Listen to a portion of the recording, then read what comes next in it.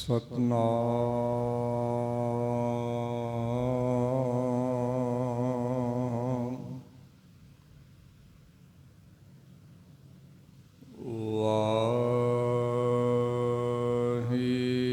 ਵਾਹਿਗੁਰੂ।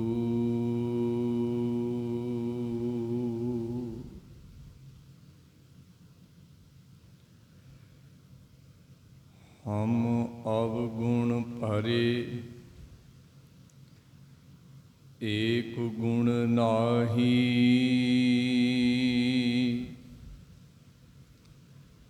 ਅੰਮ੍ਰਿਤ ਛਾੜ ਬਿਖੈ ਬਿਖ ਖਾਈ। ਮਾਇਆ ਮੋਹ ਭਰਮ ਪੈ ਭੂਲੇ,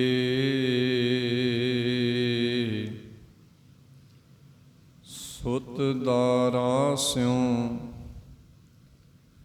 ਪ੍ਰੀਤ ਲਗਾਈ। ਇਕ ਊਤਮ ਪੰਥ ਸੁਣਿਓ ਗੁਰ ਸੰਗਤ,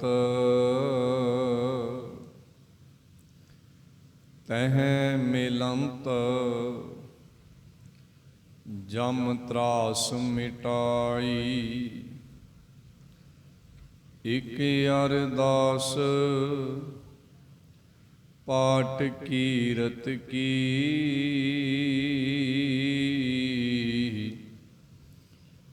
ਗੁਰ ਰਾਮਦਾਸ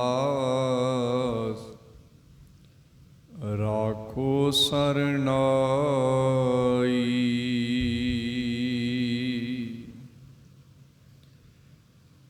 ਸਤਨਾਮ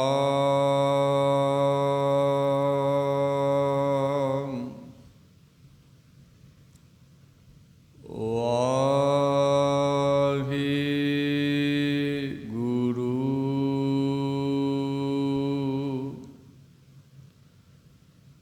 ਪੌੜੀ। ਮੋਹ ਕੂੜ ਕੂਟੰਬ ਹੈ, ਮਨ ਮੁਖ ਮੁਗਧ ਰਤਾ। ਹਉਮੈ ਮੇਰਾ ਕਰ ਮੁਏ, ਕਿਛ ਸਾਤ ਨਾ ਲੇਤਾ। ਸਿਰ ਉਪਰ ਜਮ ਕਾਲ ਨਾ ਸੁਝਈ, ਦੂਜੈ ਪਰ ਮੀਤਾ। ਫਿਰ ਵੇਲਾ ਹੱਥ ਨਾ ਆਵਈ, ਜਮ ਕਾਲ ਵਸ ਕੀਤਾ। ਜਿਹਾ ਤੁਰ ਲਿਖ ਪਾਇਓ, ਸੇ ਕਰਮ ਕਮੀਤਾ। ਜਿਹਾ ਤੁਰ ਲਿਖ ਪਾਇਓ, ਸੇ ਕਰਮ ਕਮੀਤਾ।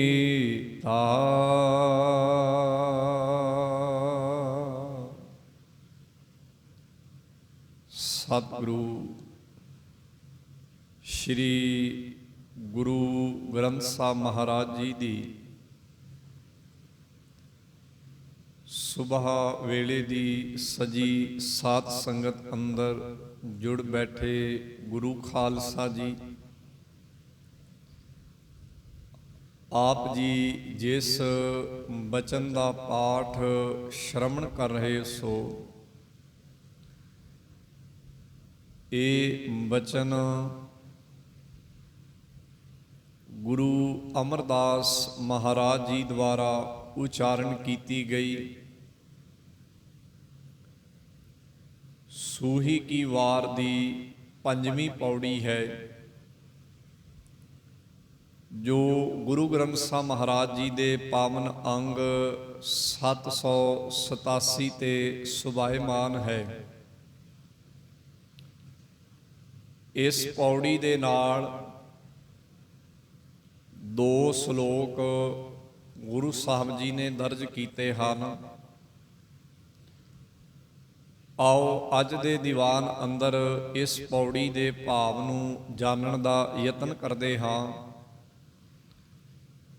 ਵਖਿਆਨ ਦੀ ਆਰੰਭਤਾ ਤੋਂ ਪਹਿਲਾਂ ਇੱਕ ਵਾਰ ਸਰਬੱਤ ਮਾਈ ਭਾਈ ਨੇ ਪਿਆਰ ਸਹਿਤ ਕਹਿਣਾ ਜੀ, ਓ ਵਾਹਿਗੁਰੂ ਜੀ ਕਾ ਖਾਲਸਾ, ਓ ਵਾਹਿਗੁਰੂ ਜੀ ਕੀ ਫਤਿਹ। ਸਤਿਗੁਰੂ ਗੁਰੂ ਅਮਰਦਾਸ ਮਹਾਰਾਜ ਜੀ ਦੀ ਲਿਖੀ ਗਈ ਇਸ ਸੂਹੀ ਕੀ ਵਾਰ ਦੀਆਂ ਪਿਛਲੇਰੀਆਂ 4 ਪੌੜੀਆਂ ਦੀ ਜਦੋਂ ਅਸੀਂ ਵਿਚਾਰ ਸਾਂਝੀ ਕੀਤੀ ਹੈ ਤਾਂ ਚਾਰੇ ਦੀਆਂ ਚਾਰੇ ਪੌੜੀਆਂ ਦੇ ਵਿੱਚ ਪਹਿਲਾਂ ਕੁਦਰਤ ਦੀ ਗੱਲ ਆਈ, ਫਿਰ ਉਸ ਕੁਦਰਤ ਦੇ ਵਿੱਚ ਸਤਿਗੁਰੂ ਜੀ ਨੇ ਵੰਡ ਕੀਤੀ ਹੈ 2 ਤਰ੍ਹਾਂ ਦੀ, ਜਿਸ ਨੂੰ ਉਹਨਾਂ ਨੇ ਅੰਮ੍ਰਿਤ ਤੇ ਜ਼ਹਿਰ ਆਖਿਆ, ਜਿਸ ਨੂੰ ਉਹਨਾਂ ਨੇ ਗੁਰਮੁਖ ਤੇ ਮਨਮੁਖ ਆਖਿਆ। ਭਾਵ ਉਹਨਾਂ ਨੇ ਵਿਚਾਰ ਦੀ ਆਰੰਭਤਾ ਇੱਥੋਂ ਕੀਤੀ ਕਿ ਇਹ ਕੁੱਲ ਕੁਦਰਤ ਜਿਹੜੀ ਹੈ ਵਾਹਿਗੁਰੂ ਦੀ ਬਣਾਈ ਹੋਈ ਹੈ। ਵਾਹਿਗੁਰੂ ਨੇ ਇਹਦੇ ਵਿੱਚ ਅੰਮ੍ਰਿਤ ਵੀ ਪੈਦਾ ਕੀਤਾ ਹੈ ਤੇ ਇਹਦੇ ਵਿੱਚ ਜ਼ਹਿਰ ਵੀ ਪੈਦਾ ਕੀਤਾ ਹੈ। ਇੱਥੇ ਗੁਰਮੁਖਤਾਈ ਦਾ ਵੀ ਘਾਟਾ ਨਹੀਂ ਤੇ ਇੱਥੇ ਮਨਮੁਖਤਾਈ ਦਾ ਵੀ ਘਾਟਾ ਨਹੀਂ। ਪਿਛਲੇਰੀਆਂ 4 ਪੌੜੀਆਂ ਦੇ ਵਿੱਚ ਇਹ ਵਿਚਾਰ ਚੱਲਦੀ ਆਈ ਹੈ। ਅੱਜ ਜਿਹੜੀ ਪੌੜੀ ਦੀ ਅਸੀਂ ਵਿਚਾਰ ਸਾਂਝੀ ਕਰ ਰਹੇ ਹਾਂ, ਇਸ ਤੋਂ ਅੱਗੇ ਸਤਿਗੁਰੂ ਜੀ ਨੇ ਵਿਚਾਰ ਨੂੰ ਇੱਕ ਹਿੱਸੇ ਦੇ ਵਿੱਚ ਵੰਡ ਦਿੱਤਾ ਹੈ। ਇਹ ਪੌੜੀ ਜਿਸ ਦੀ ਵਿਚਾਰ ਅੱਜ ਵਿਚਾਰੀ ਜਾ ਰਹੀ ਹੈ, ਇਹਦੇ ਵਿੱਚ ਕੇਵਲ ਮਨਮੁਖ ਦਾ ਹੀ ਜ਼ਿਕਰ ਹੈ, ਕੇਵਲ ਮਨਮੁਖ ਦਾ। ਇਸ ਤੋਂ ਪਹਿਲੇ ਜਿਹੜੀਆਂ ਅਸੀਂ ਪੌੜੀਆਂ ਵਿਚਾਰੀਆਂ ਸਨ ਉਹਦੇ 'ਚ ਦੋਵੇਂ ਧਿਰਾਂ ਆ ਰਹੀਆਂ ਸਨ। ਜੇ ਪੌੜੀ ਦੀਆਂ 5 ਪੰਕਤੀਆਂ ਨੇ ਤੇ 2 ਪੰਕਤੀਆਂ 'ਚ ਗੁਰੂ ਪਾਤਸ਼ਾਹ ਮਨਮੁਖ ਦਾ ਜ਼ਿਕਰ ਕਰਦੇ ਸਨ ਤੇ 2 ਪੰਕਤੀਆਂ ਵਿੱਚ ਗੁਰਮੁਖ ਦਾ ਜ਼ਿਕਰ ਕਰਦੇ ਸਨ। ਪਰ ਇਸ ਪੌੜੀ ਵਿੱਚ ਇਸ ਤੋਂ ਅੱਗੇ ਅਸੀਂ ਦੇਖਾਂਗੇ ਕਿ ਗੁਰੂ ਮਹਾਰਾਜ ਨੇ ਹੁਣ ਵਿਚਾਰ ਨੂੰ ਇੱਕ ਪਾਸੇ ਰੱਖ ਲਿਆ। ਭਾਵ ਹੁਣ ਸਾਰੀ ਗੱਲ ਮਨਮੁਖ ਦੀ ਕਰਨਗੇ। ਜਿਹੜੀ ਇਸ ਤੋਂ ਅਗਲੀ ਪੌੜੀ ਆਏਗੀ, ਭਾਵ 6ਵੀਂ ਆਏਗੀ, ਉਹਦੇ ਵਿੱਚ ਗੁਰਮੁਖ ਦੀ ਗੱਲ ਆਏਗੀ। ਇਹ ਗੱਲ ਮੈਂ ਇਸ ਕਰਕੇ ਸਾਂਝੀ ਕੀਤੀ ਹੈ ਕਿ ਜਦੋਂ ਅਸੀਂ ਬਾਣੀ ਨੂੰ ਲੜੀ 'ਚ ਵਿਚਾਰਾਂਗੇ ਤਾਂ ਸਾਨੂੰ ਇਹ ਅੰਦਰ ਬਣੀ ਹੋਈ ਲੜੀ ਜਿਹੜੀ ਹੈ ਸਮਝ ਆਏਗੀ ਕਿ ਸਤਿਗੁਰੂ ਜੀ ਗੱਲ ਕਿੱਥੋਂ ਸ਼ੁਰੂ ਕਰਦੇ ਨੇ। ਮੈਂ ਦੁਬਾਰਾ ਫੇਰ ਦੁਹਰਾ ਦੇਵਾਂ, ਗੱਲ ਸ਼ੁਰੂ ਕੀਤੀ ਉਹਨਾਂ ਨੇ ਕੁਦਰਤ। ਕੁਦਰਤ ਵਾਹਿਗੁਰੂ ਨੇ ਪੈਦਾ ਕੀਤੀ, ਪੈਦਾ ਕਰਕੇ ਇਹਦੇ ਵਿੱਚ 2 ਚੀਜ਼ਾਂ ਉਹਨਾਂ ਨੇ ਟਿਕਾ ਦਿੱਤੀਆਂ, ਜਿਹਨੂੰ ਉਹਨਾਂ ਨੇ ਆਖਿਆ ਅੰਮ੍ਰਿਤ ਤੇ ਜ਼ਹਿਰ। ਫਿਰ ਅੰਮ੍ਰਿਤ ਨੂੰ ਉਹਨਾਂ ਨੇ ਕਹਿ ਦਿੱਤਾ ਕਿ ਇਹ ਗੁਰਮੁਖ ਹੈ ਤੇ ਜਿਹੜਾ ਜ਼ਹਿਰ ਹੈ ਉਸ ਨੂੰ ਆਖ ਦਿੱਤਾ ਇਹ ਮਨਮੁਖ ਹੈ। ਦੋਵਾਂ ਦੀ ਆਪੋ ਆਪਣੀ ਜਗ੍ਹਾ ਇਸ ਕੁਦਰਤ 'ਚ। ਫਿਰ ਅੱਗੇ ਸਤਿਗੁਰੂ ਜੀ ਗੁਰਮੁਖ ਦੇ ਗੁਣ ਦੱਸਣ ਲੱਗੇ ਤੇ ਆ ਮਨਮੁਖ ਦੇ ਲੱਛਣ ਦੱਸਣ ਲੱਗੇ। ਇਸ ਲੜੀ ਨੂੰ ਅੱਗੇ ਧੀਰੇ ਧੀਰੇ ਤੋੜ ਰਹੇ ਨੇ ਤੇ ਨਿਚੋੜ ਸਾਡੇ ਸਾਹਮਣੇ ਰੱਖ ਰਹੇ ਨੇ। ਆਓ ਅੱਜ ਦੇ ਬਚਨ 'ਚ ਜੋ ਉਹਨਾਂ ਨੇ ਮਨਮੁਖ ਦਾ ਜ਼ਿਕਰ ਕੀਤਾ ਹੈ ਉਹਦੀ ਵਿਆਖਿਆ ਅਸੀਂ ਸਮਝਣ ਦੀ ਕੋਸ਼ਿਸ਼ ਕਰਦੇ ਹਾਂ। ਗੁਰਦੇਵ ਕਹਿੰਦੇ, ਮੋਹ ਕੂੜ ਕੁਟੰਬ ਹੈ, ਮਨਮੁਖ ਮੁਗਧ ਰਤਾ। ਮਨਮੁਖ ਮੁਗਧ ਹੈ, ਮੁਗਧ ਦਾ ਭਾਵ ਹੁੰਦਾ ਹੈ ਮੂਰਖ, ਤੇ ਮੂਰਖ ਦਾ ਭਾਵ ਸਤਿਗੁਰੂ ਜੀ ਦੀ ਪਵਿੱਤਰ ਬਾਣੀ ਦੇ ਵਿੱਚ ਗੁਰਦੇਵ ਨੇ ਆਪ ਹੀ ਦਰਜ ਕੀਤਾ ਹੈ। ਗੁਰਦੇਵ ਕਹਿੰਦੇ ਨੇ ਮੂਰਖ ਕੇ ਕਿਆ ਲੱਛਣ ਹੈ, ਮੂਰਖ ਕੇ ਕਿਆ ਲੱਛਣ ਹੈ। ਕਹਿੰਦੇ ਮੂਰਖ ਦੇ ਲੱਛਣ ਕੀ ਹੈ? ਤਾਂ ਉਹਨਾਂ ਨੇ ਇੱਕ ਪੰਕਤੀ ਲਿਖੀ ਹੈ, ਕਹਿਣ ਲੱਗੇ ਮੂਰਖ ਉਹ ਜੋ ਮੁਗਧ ਹੈ ਅਹੰਕਾਰੇ ਮਰਣਾ। ਮੂਰਖ ਉਹ ਜੇ ਮੁਗਧ ਹੈ ਅਹੰਕਾਰੇ ਮਰਣਾ। ਮੂਰਖਤਾਈ ਦੇ ਪਿੱਛੇ ਸਤਿਗੁਰੂ ਨੇ ਅਹੰਕਾਰ ਨੂੰ ਖੜਾ ਮੰਨਿਆ।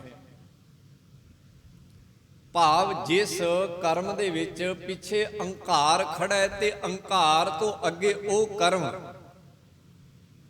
ਉਹ ਬੋਲ, ਜੋ ਬੰਦਾ ਬੋਲ ਰਿਹਾ, ਜਿਹਨੂੰ ਆਪਾਂ ਕਹਿ ਰਹੇ ਹਾਂ ਕਿ ਆਪਣੇ ਆਪੇ ਤੋਂ ਵਸ ਬਾਹਰੋਂ ਹੋ ਕੇ ਉਹ ਗੱਲਾਂ ਕਰ ਰਿਹਾ, ਉਹਨੂੰ ਗੁਰਦੇਵ ਨੇ ਮੂਰਖ ਆਖਿਆ। ਮੂਰਖ ਉਹ ਜੇ ਮੁਗਧ ਹੈ ਅਹੰਕਾਰੇ ਮਰਨਾ, ਜੋ ਅਹੰਕਾਰ ਵਿੱਚ ਮਰਿਆ ਪਿਆ, ਉਹਦੇ ਹਰ ਇੱਕ ਕਰਮ ਦੇ ਪਿੱਛੇ ਅਹੰਕਾਰ ਖੜਾ ਹੈ, ਹਰ ਇੱਕ ਕਰਮ ਵਿੱਚੋਂ ਅਹੰਕਾਰ ਬੋਲਦਾ ਹੈ, ਹਰ ਇੱਕ ਕਰਮ ਵਿੱਚੋਂ ਅਹੰਕਾਰ ਦਿਖਦਾ ਹੈ। ਗੁਰਦੇਵ ਕਹਿੰਦੇ ਉਸ ਬੰਦੇ ਨੂੰ ਮੂਰਖ ਕਹਿਣਾ ਚਾਹੀਦਾ। ਸੋ ਗੁਰਦੇਵ ਨੇ ਅੱਜ ਦੇ ਬਚਨ ਅੰਦਰ ਜ਼ਿਕਰ ਕੀਤਾ ਮਨਮੁਖ ਮੁਗਧ ਰਤਾ। ਮਨਮੁਖ ਮੁਗਧ ਦਾ ਰਤਾ ਦਾ ਭਾਵ ਹੈ ਮਨਮੁਖ ਅਹੰਕਾਰ ਵਿੱਚ ਰਤਾ ਹੋਇਆ, ਭਾਵ ਉਹਦੇ ਸਿਰ ਨੂੰ ਅਹੰਕਾਰ ਅੱਤ ਦਾ ਚੜਿਆ ਹੋਇਆ। ਬਾਣੀ ਵਿੱਚ ਜਦੋਂ ਅਸੀਂ ਅਹੰਕਾਰ ਦੀ ਵਿਆਖਿਆ ਪੜ੍ਹਦੇ ਹਾਂ ਤਾਂ ਗੁਰੂ ਮਹਾਰਾਜ ਬਾ ਕਮਾਲ ਉਦਾਹਰਨਾਂ ਦਿੰਦੇ ਹਨ। ਬਾ ਕਮਾਲ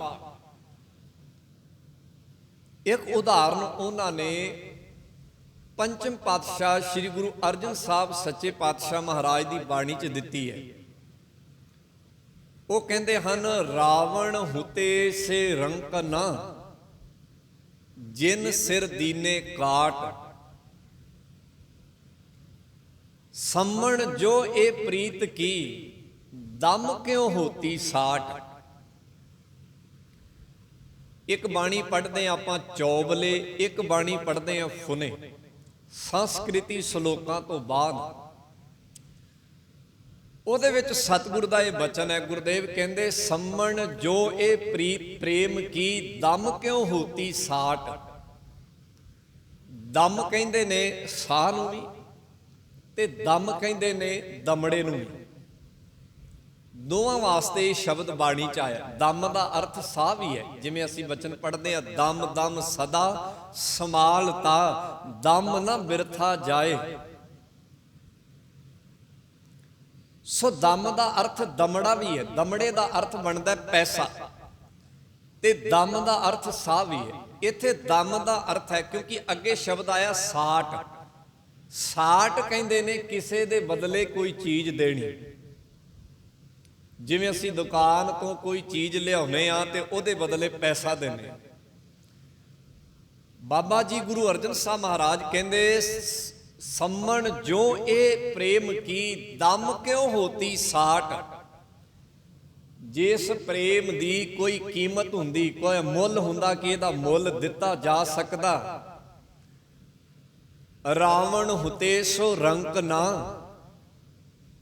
ਕਹਿੰਦੇ ਰਾਵਣ ਕੋਈ ਗਰੀਬ ਨਹੀਂ ਸੀ, ਕਿਉਂਕਿ ਬਾਣੀ ਚ ਉਹਦੇ ਬਾਰੇ ਗੱਲ ਲਿਖੀ ਗਈ ਹੈ। ਜੋ ਪਿਛੋਕੜ ਚੋਂ ਪੁਰਾਣਕ ਕਥਾਵਾਂ ਚੋਂ ਗੱਲਾਂ ਤੁਰਦੀਆਂ ਆਈਆਂ ਨੇ, ਸੋਨਾ ਲੰਕਾ ਗੜ ਸੋਨੇ ਕਾ ਭਇਆ ਮੂਰਖ ਰਾਵਣ ਕਿਆ ਲੈ ਗਿਆ। ਇਹ ਗੱਲ ਪਿੱਛੋਂ ਤੁਰਦੀ ਆ ਰਹੀ ਹੈ ਕਿ ਉਹਦੀ ਲੰਕਾ ਸੋਨੇ ਦੀ ਸੀ। ਹੋ ਸਕਦਾ ਇਹ ਇੱਕ ਮੁਹਾਵਰਾ ਵੀ ਹੋਵੇ। ਮੁਹਾਵਰੇ ਦਾ ਭਾਵ ਹੈ ਕਿ ਉਹਦਾ ਉਹ ਸਾਰਾ ਨਗਰ ਜਿਹੜਾ ਹੈ ਉੱਥੇ ਸਾਰੀਆਂ ਸੁੱਖ ਸੁਵਿਧਾਵਾਂ ਹੋਣ। ਸੋਨੇ ਤੋਂ ਭਾਵ ਇਹ ਨਹੀਂ ਕਿ ਉਹ ਸਾਰਾ ਨਗਰ ਸੋਨੇ ਦਾ ਬਣਿਆ ਹੋਵੇ। ਇੱਥੇ ਭਾਵ ਹੈ ਕਿ ਉਹਦੇ ਨਗਰ 'ਚ ਹਰ ਤਰ੍ਹਾਂ ਦੀਆਂ ਸੁਵਿਧਾਵਾਂ, ਹਰ ਤਰ੍ਹਾਂ ਦੀ ਉਹਦੇ ਕੋਲ ਸੁੱਖ ਸਹੂਲਤ ਹੋਵੇ। ਇਹ ਵੀ ਅਸੀਂ ਕਰ ਸਕਦੇ ਹਾਂ। ਸੋ ਗੁਰਦੇਵ ਕਹਿੰਦੇ ਰਾਵਣ ਕੋਈ ਗਰੀਬ ਨਹੀਂ ਸੀ, ਉਹ ਕੋਈ ਲਾਚਾਰ ਨਹੀਂ ਸੀ, ਪਰ ਉਹ ਵੀ ਪ੍ਰੇਮ ਦੇ ਬਦਲੇ ਜਿਹੜਾ ਹੈ ਮੁੱਲ ਨਹੀਂ ਦੇ ਸਕਿਆ। ਭਾਵ ਇੱਕ ਕਥਨ ਆਉਂਦਾ ਹੈ, ਇੱਕ ਕਹਾਣੀ ਆਉਂਦੀ ਹੈ, ਇੱਕ ਲਿਖਿਆ ਹੋਇਆ ਪੁਰਾਣਕ ਪਿਛੋਕੜ ਆਉਂਦਾ। ਉਹ ਪਿਛੋਕੜ ਇਹ ਹੈ ਕਿ ਜਿਸ ਕੋਲੋਂ ਰਾਵਣ ਨੇ ਸਿੱਖਿਆ ਲਈ, ਜਿਹਦੇ ਕੋਲੋਂ ਦੀਖਿਆ ਲਈ, ਜਿਹਦੇ ਕੋਲੋਂ ਉਸ ਨੇ ਸਿੱਖਿਆ, ਜੋ ਉਹਦਾ ਗੁਰੂ ਸੀਗਾ, ਉਸ ਗੁਰੂ ਨੂੰ ਜਦੋਂ ਦਖਣਾ ਦੇਣੀ ਸੀ ਤੇ ਦਖਣਾ ਉਹੀ ਦੇਣੀ ਸੀ ਜੋ ਉਸ ਦੇ ਗੁਰੂ ਨੇ ਮੰਗੀ ਹੈ, ਤੇ ਜੋ ਉਹਨੇ ਮੰਗਿਆ ਉਹ ਚੇਲੇ ਨੂੰ ਦੇਣਾ ਪੈਣਾ ਸੀ। ਤਾਂ ਉਹਦੇ ਗੁਰੂ ਨੇ ਉਹਦੇ ਕੋਲੋਂ ਪ੍ਰੇਮ ਦੇ ਵਿੱਚੋਂ ਕੋਈ ਚੀਜ਼ ਐਸੀ ਮੰਗੀ ਜੋ ਪੈਸੇ ਦੇ ਬਦਲੇ ਦਿੱਤੀ ਨਹੀਂ ਸੀ ਜਾ ਸਕਦੀ। ਸੋ ਭਾਵ ਸਤਿਗੁਰੂ ਦੇ ਕਹਿਣ ਦਾ ਇਹ ਹੈ, ਗੁਰਦੇਵ ਕਹਿੰਦੇ ਬੰਦਾ ਅਹੰਕਾਰ 'ਚ ਪ੍ਰੇਮ ਨੂੰ ਭੁੱਲ ਜਾਂਦਾ ਤੇ ਮੁੱਲ ਤਾਰਨੇ ਸ਼ੁਰੂ ਕਰ ਦਿੰਦਾ। ਹਰ ਇੱਕ ਚੀਜ਼ ਦਾ ਮੁੱਲ ਤਾਰਦਾ, ਉਹ ਚਾਹੇ ਸੇਵਾ ਦਾ ਮੁੱਲ ਹੋਏ, ਉਹ ਚਾਹੇ ਦਾਨ ਦਾ ਮੁੱਲ ਹੋਏ, ਉਹ ਚਾਹੇ ਨੇਕ ਕਰਨੀ ਦਾ ਮੁੱਲ ਹੋਏ, ਉਹ ਚਾਹੇ ਨੇਕ ਗੁਣਾ ਦਾ ਮੁੱਲ ਹੋਏ। ਉਹਦੇ ਅੰਦਰ ਦਾ ਅਹੰਕਾਰ ਉਹਨੂੰ ਹਰ ਇੱਕ ਚੀਜ਼ ਦੀ ਕੀਮਤ ਅਦਾ ਕਰਨ ਲਈ ਕਹਿੰਦਾ ਹੈ। ਪਰ ਗੁਰਦੇਵ ਕਹਿੰਦੇ ਨਹੀਂ, ਜੇ ਕੀਮਤ ਦੇ ਬਦਲੇ ਪ੍ਰੇਮ ਮਿਲਦਾ ਹੁੰਦਾ ਤਾਂ ਰਾਵਣ ਕੋਈ ਗਰੀਬ ਨਹੀਂ ਸੀ। ਉਹ ਚਾਹੁੰਦਾ ਤੇ ਮਣਾ ਮੂੰਹੀ ਧਨ ਦੌਲਤ ਦੇ ਕੇ ਤੇ ਪ੍ਰੇਮ ਖਰੀਦ ਲੈਂਦਾ। ਸੋ ਗੁਰਦੇਵ ਦੇ ਕਹਿਣ ਦਾ ਇਹ ਭਾਵ ਹੈ ਕਿ ਬੰਦਾ ਜੋ ਅੰਦਰ ਅਹੰਕਾਰ ਲੈ ਕੇ ਬੈਠਾ ਹੈ, ਉਹ ਅਹੰਕਾਰ ਦੇ ਵਿੱਚ ਹਰ ਇੱਕ ਚੀਜ਼ ਦੀ ਕੀਮਤ ਪਾਉਂਦਾ ਹੈ, ਹਰ ਇੱਕ ਚੀਜ਼ ਦਾ ਮੁੱਲ ਪਾਉਂਦਾ ਹੈ ਕਿ ਉਹਨੂੰ ਇਹ ਚੀਜ਼ ਮੁੱਲ ਦੇ ਬਦਲੇ ਮਿਲ ਜਾਏ। ਪਰ ਬਾਬਾ ਜੀ ਕਹਿੰਦੇ ਨਹੀਂ, ਇਹ ਨਿਸ਼ਾਨੀ ਮਨਮੁਖ ਦੀ ਹੈ। ਮਨਮੁਖ ਦੇ ਅੰਦਰ ਇਹ ਸੁਭਾਅ ਹੈ, ਗੁਰਮੁਖ ਦੇ ਅੰਦਰ ਨਹੀਂ। ਮਨਮੁਖ ਦਾ ਇਹ ਸੁਭਾਅ ਹੈ ਕਿ ਉਹ ਹਰ ਇੱਕ ਚੀਜ਼ ਨੂੰ ਚਾਹੁੰਦਾ ਕਿ ਪੈਸੇ ਨਾਲ ਖਰੀਦ ਲਈਏ, ਹਰ ਇੱਕ ਚੀਜ਼ ਨੂੰ ਚਾਹੁੰਦਾ ਕਿ ਕਿਸੇ ਚੀਜ਼ ਦੇ ਵੱਟੇ ਦੇ ਕੇ ਲੈ ਲਈਏ। ਪਰ ਸਤਿਗੁਰੂ ਕਹਿੰਦੇ ਨਹੀਂ, ਇਹ ਨਿਸ਼ਾਨੀ ਮਨਮੁਖ ਦੀ ਹੈ, ਇਹ ਗੁਰਮੁਖ ਦੀ ਨਹੀਂ। ਉਹਨਾਂ ਨੇ ਬਚਨ ਕਿਹਾ, ਸਮਣ ਜੋ ਇਹ ਦਾਮ ਕੀ, ਜੋ ਇਹ ਪ੍ਰੇਮ ਕੀ ਦਮ ਕਿਉਂ ਹੋਤੀ ਸਾਟ, ਰਾਵਣ ਹੁਤੇ ਸੋ ਰੰਕ ਨਾ ਜਿਨ ਸਿਰ ਦੀਨੇ ਕਾਟ। ਕਹਿੰਦੇ ਉਹਦੇ ਗੁਰੂ ਨੇ ਜਦੋਂ ਉਹਦੇ ਕੋਲੋਂ ਦੀਖਿਆ ਮੰਗੀ ਤੇ ਦੀਖਿਆ ਕੀ ਮੰਗੀ, ਮੈਨੂੰ ਪੈਸਾ ਨਹੀਂ ਚਾਹੀਦਾ, ਮੈਨੂੰ ਤੇਰਾ ਸਿਰ ਚਾਹੀਦਾ ਹੀ। ਤੇ ਉਹਨੇ ਪ੍ਰੇਮ ਵਿੱਚ, ਗੁਰੂ ਦੀ ਭਾਵਨਾ ਦੇ ਵਿੱਚ ਆਪਣਾ ਸਿਰ ਕੱਟ ਕੇ ਗੁਰੂ ਦੇ ਅੱਗੇ ਰੱਖ ਦਿੱਤਾ ਸੀ। ਕਹਿੰਦੇ ਪ੍ਰੇਮ ਦਾ ਇਹ ਮੁੱਲ ਹੁੰਦਾ ਹੈ, ਜੋ ਮੰਗੇ ਉਹ ਦੇਣਾ ਪੈਂਦਾ ਹੈ। ਉੱਥੇ ਪ੍ਰੇਮ ਵਿੱਚ ਜੇ ਅਹੰਕਾਰ ਖੜਾ ਹੈ ਤਾਂ ਅਹੰਕਾਰ ਉਹਨਾਂ ਚੀਜ਼ਾਂ ਦਾ ਮੁੱਲ ਪਾਏਗਾ ਜੋ ਚੀਜ਼ਾਂ ਨਾਸ਼ਵੰਤ ਨੇ, ਜੋ ਮੇਰੇ ਤੋਂ ਪਰੇ ਨੇ। ਜਿਵੇਂ ਰਾਵਣ ਦੇ ਕੋਲ ਧਨ ਸਮੱਗਰੀ ਦੀ ਕਮੀ ਨਹੀਂ ਸੀ, ਉਹ ਆਪਣੇ ਗੁਰੂ ਨੂੰ ਕਹਿ ਸਕਦਾ ਸੀ ਕਿ ਸਿਰ ਛੱਡ ਕੇ ਤੂੰ ਹੋਰ ਕੋਈ ਚੀਜ਼ ਲੈ ਲਾ, ਜ਼ਮੀਨ ਲੈ ਲਾ, ਤੈਨੂੰ ਵਧੀਆ ਮਹਿਲ ਬਣਾ ਦੇਣਾ, ਤੈਨੂੰ ਮੈਂ ਵਧੀਆ ਘਰ ਬਣਾ ਦੇਣਾ, ਤੈਨੂੰ ਮੈਂ ਫੌਜਾਂ ਦੇ ਦੇਣਾ। ਪਰ ਨਹੀਂ, ਉਹਦੇ ਗੁਰੂ ਨੇ ਉਹਦੇ ਕੋਲ ਉਹਦਾ ਸਿਰ ਮੰਗਿਆ। ਭਾਵ ਉਹਦੇ ਅੰਦਰ ਦੀ ਬਿਰਤੀ ਨੂੰ ਚੈੱਕ ਕੀਤਾ ਕਿ ਜੋ ਇਹਨੂੰ ਮੈਂ ਪੜ੍ਹਾਇਆ ਲਿਖਾਇਆ, ਇਹਦੇ ਅੰਦਰ ਉਤਰਿਆ ਹੈ ਕਿ ਨਹੀਂ ਉਤਰਿਆ, ਇਹਦੇ ਅੰਦਰ ਵਸਿਆ ਹੈ ਕਿ ਨਹੀਂ ਵਸਿਆ, ਇਹਦੇ ਅੰਦਰ ਉਤਰਿਆ ਹੈ ਕਿ ਨਹੀਂ ਉਤਰਿਆ। ਸੋ ਮਸਲਾ ਇਹ ਸੀਗਾ। ਸੋ ਇਸ ਬਚਨ ਨੂੰ ਸਾਂਝਾ ਕਰਨ ਦਾ ਭਾਵ ਮੇਰਾ ਇਹ ਹੈ, ਗੁਰੂ ਕੇ ਪਿਆਰ ਵਾਲਿਓ, ਮਨਮੁਖ ਦੀ ਇਹ ਨਿਸ਼ਾਨੀ ਹੈ ਕਿ ਉਹ ਹਰ ਇੱਕ ਚੀਜ਼ ਨੂੰ ਮੁੱਲ ਦੇ ਬਦਲੇ ਲੈਣਾ ਚਾਹੁੰਦਾ ਹੈ। ਪਰ ਗੁਰਦੇਵ ਕਹਿੰਦੇ ਹਰ ਇੱਕ ਚੀਜ਼ ਪੈਸੇ ਦੇ ਬਦਲੇ ਨਹੀਂ ਮਿਲਦੀ। ਕੁਝ ਚੀਜ਼ਾਂ ਦੇ ਬਦਲੇ ਬੰਦੇ ਨੂੰ ਆਪਣਾ ਆਪਾ ਵਾਰਨਾ ਪੈਂਦਾ ਹੈ। ਆਪਣਾ ਆਪਾ ਵਾਰ ਕੇ ਹੀ ਉਹਨੂੰ ਉਹ ਚੀਜ਼ਾਂ ਮਿਲਦੀਆਂ ਨੇ। ਆਪਣਾ ਆਪਾ ਹੀ ਉਹਦਾ ਮੁੱਲ ਹੈ, ਹੋਰ ਕੋਈ ਚੀਜ਼ ਨਹੀਂ। ਗੁਰਮੁਖ ਦੇ ਵਿੱਚ ਇਹੀ ਖਾਸੀਅਤ ਹੈ ਕਿ ਗੁਰਮੁਖ ਚੀਜ਼ਾਂ ਨੂੰ ਆਪਣਾ ਆਪਾ ਵਾਰ ਕੇ ਲੈਂਦਾ ਹੈ, ਆਪਣੇ ਆਪੇ ਦਾ ਤਿਆਗ ਕਰਕੇ ਲੈਂਦਾ, ਜਿਹਨੂੰ ਭਾਈ ਗੁਰਦਾਸ ਜੀ ਨੇ ਕਿਹਾ, ਮੁਰਦਾ ਹੋਏ ਮੁਰੀਦ ਨਾ ਗੱਲੀ ਹੋਵਣਾ, ਮੁਰਦਾ ਹੋਏ ਮੁਰੀਦ ਨਾ ਗੱਲੀ ਹੋਵਣਾ, ਸਾਬਰ ਸਿਦਕ ਸ਼ਹੀਦ ਭਰਮ ਭਉ ਖੋਵਣਾ। ਪੱਖੇ ਦੀ ਤਾਂ ਗੀਤ ਪਲ ਪੱਗ ਮਲ ਧੋਵਣਾ। ਕਹਿਣ ਲੱਗੇ ਉਹ ਤੇ ਉਵੇਂ ਦਾ, ਗੁਰਮੁਖ ਤੇ ਉਵੇਂ ਦਾ ਜਿਵੇਂ ਪੁਰਾਣੇ ਜ਼ਮਾਨੇ 'ਚ ਪੱਖਾ ਫੇਰਨ ਵਾਲਾ ਕਿਸੇ ਦੇ ਘਰ ਨੌਕਰ ਹੁੰਦਾ ਸੀ। ਮਾਲਕ ਸੁੱਤਾ ਹੈ ਤੇ ਨੌਕਰ ਸਾਰੀ ਰਾਤ ਉਹਨੂੰ ਪੱਖਾ ਫੇਰ ਰਿਹਾ। ਖੈਰ, ਅਸੀਂ ਗੱਲ ਮਨਮੁਖ ਦੀ ਕਰ ਰਹੇ ਸਾਂ। ਸੋ ਪਹਿਲਾ ਲੱਛਣ ਗੁਰੂ ਨੇ ਇਹ ਦੱਸਿਆ, ਮਨਮੁਖ ਮੁਗਧ ਰਤਾ। ਮਨਮੁਖ ਮੁਗਧ ਹੈ, ਭਾਵ ਅਹੰਕਾਰੀ ਹੈ, ਤੇ ਅਹੰਕਾਰ ਵਿੱਚ ਰਤਿਆ ਪਿਆ, ਹਰ ਇੱਕ ਚੀਜ਼ ਦਾ ਮੁੱਲ ਪਾਉਂਦਾ ਹੈ, ਚਾਹੇ ਉਹ ਚੰਗੀ ਹੋਏ ਚਾਹੇ ਉਹ ਮਾੜੀ ਹੋਏ। ਸੋਚਦਾ ਕਿ ਹਰ ਇੱਕ ਚੀਜ਼ ਮੁੱਲ ਨਾਲ ਖਰੀਦ ਲਾਂ, ਪਰ ਮੁੱਲ ਨਾਲ ਖਰੀਦੀ ਨਹੀਂ ਜਾ ਸਕਦੀ। ਅੱਗੇ ਗੁਰਦੇਵ ਜ਼ਿਕਰ ਕਰਦੇ, ਕਹਿੰਦੇ ਮੋਹ ਕੂੜ ਕੁਟੰਬ ਹੈ। ਕੁਟੰਬ ਕਹਿੰਦੇ ਪਰਿਵਾਰ ਨੂੰ। ਗੁਰਮੁਖ ਦਾ ਵੀ ਪਰਿਵਾਰ ਹੁੰਦਾ ਹੈ ਤੇ ਮਨਮੁਖ ਦਾ ਵੀ ਪਰਿਵਾਰ ਹੁੰਦਾ ਹੈ, ਪਰ ਦੋਵਾਂ ਦੇ ਪਰਿਵਾਰਕ ਸੰਬੰਧਾਂ 'ਚ ਸਤਿਗੁਰੂ ਨੇ ਇੱਕ ਫਰਕ ਦੱਸਿਆ। ਕਹਿੰਦੇ ਮਨਮੁਖ ਦਾ ਜਿਹੜਾ ਪਰਿਵਾਰ ਹੈ, ਕੁਟੰਬ ਦਾ ਮਤਲਬ ਹੈ ਪਰਿਵਾਰ, ਭਾਵ ਉਹਦਾ ਆਲਾ ਦੁਆਲਾ, ਜਿਹਦੇ 'ਚ ਉਹ ਵਿਚਰ ਰਿਹਾ, ਜਿਹਦੇ 'ਚ ਉਹ ਰਹਿ ਰਿਹਾ। ਉਹ ਕਿਵੇਂ ਦਾ? ਉਹ ਕਹਿੰਦੇ ਮੋਹ ਕੂੜ। ਉਹਦੇ 'ਚ ਦੋ ਹੀ ਚੀਜ਼ਾਂ ਨੇ। ਮਨਮੁਖ ਦੇ ਕੁਟੰਬ ਵਿੱਚ ਆਲੇ ਦੁਆਲੇ 'ਚ ਦੋ ਹੀ ਚੀਜ਼ਾਂ ਨੇ, ਇੱਕ ਹੈ ਮੋਹ, ਪਕੜ। ਮੋਹ ਦਾ ਭਾਵ ਹੈ ਪਕੜ, ਕਿ ਮਨਮੁਖ ਦੀ ਪਕੜ ਇੰਨੀ ਹੈ ਜਾਂ ਉਹਦੇ ਆਲੇ ਦੁਆਲੇ ਦੀ ਪਕੜ ਇੰਨੀ ਹੈ ਕਿ ਉਹ ਚੀਜ਼ਾਂ ਨੂੰ ਛੱਡਦੇ ਨਹੀਂ। ਭਾਵ ਉਹਨਾਂ ਦੇ ਵਿੱਚ ਆਪਾ ਵਾਰਨ ਦੀ ਭਾਵਨਾ ਨਹੀਂ। ਨਾ ਮਨਮੁਖ 'ਚ ਆਪਾ ਵਾਰਨ ਦੀ ਭਾਵਨਾ ਹੈ, ਨਾ ਉਹਦੇ ਆਲੇ ਦੁਆਲੇ 'ਚ ਆਪਾ ਵਾਰਨ ਦੀ ਭਾਵਨਾ ਹੈ। ਭਾਵ ਜਿਹੜਾ ਉਹਦਾ ਆਲਾ ਦੁਆਲਾ, ਜਿਹੜੇ ਉਹਦੇ ਸੰਗੀ ਸਾਥੀ ਨੇ, ਸਾਰੇ ਸਵਾਰਥੀ ਨੇ। ਕੋਈ ਇੱਕ ਦੂਜੇ ਦੇ ਬਦਲੇ ਤਿਆਗ ਨਹੀਂ ਕਰ ਸਕਦਾ।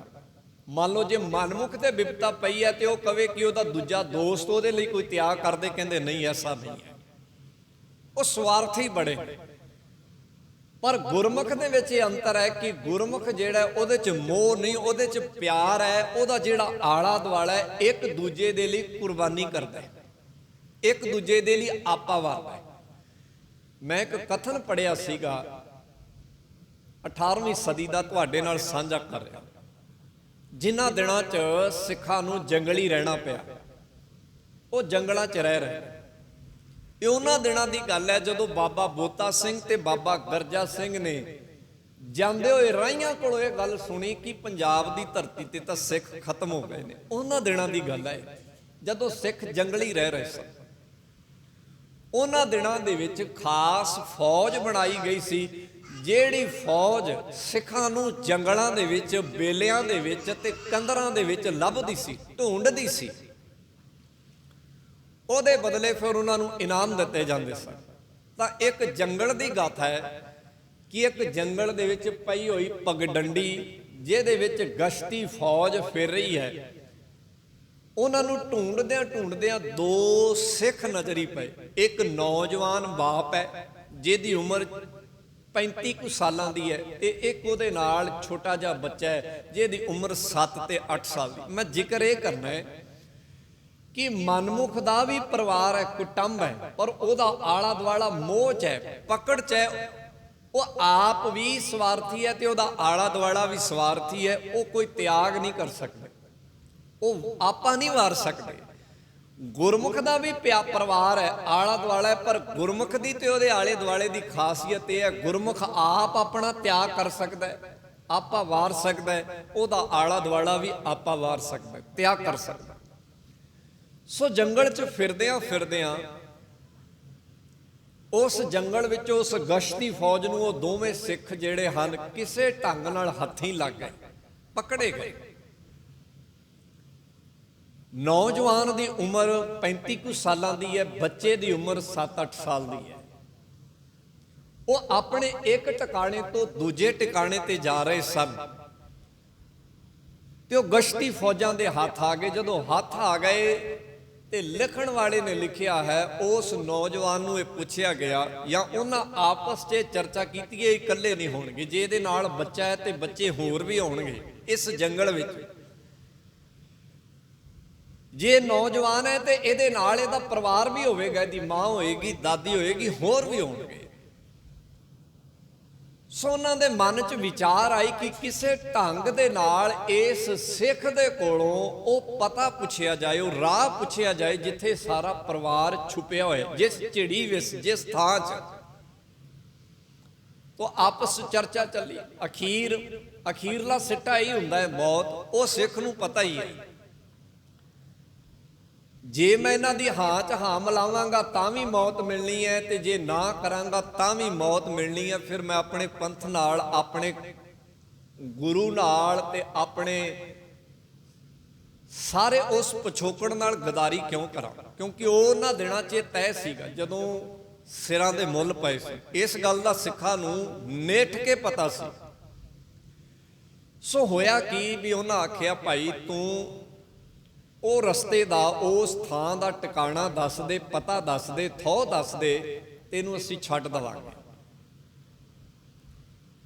ਸਿੱਖ ਕਹਿੰਦਾ ਕੋਈ ਗੱਲ ਨਹੀਂ, ਮੈਂ ਤੁਹਾਨੂੰ ਟਿਕਾਣਾ ਦੱਸ ਦੇਵਾਂਗਾ, ਪਰ ਮੇਰੀ ਇੱਕ ਸ਼ਰਤ ਹੈ।